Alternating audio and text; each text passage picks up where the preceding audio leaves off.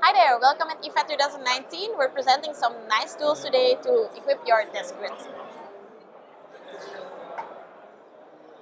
If you're a gamer, just use this Phantom S to map your Gamepad controller's keys to your keyboard and mouse. You can connect an Xbox or PlayStation.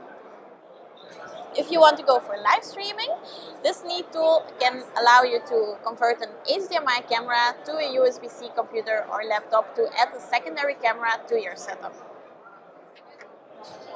If you want to upgrade your setting to become a more professional live streamer, I advise this device where you can add multiple HDMI input ports, combine them in custom layout, add your own graphics and simply stream them on live and change them while you're streaming.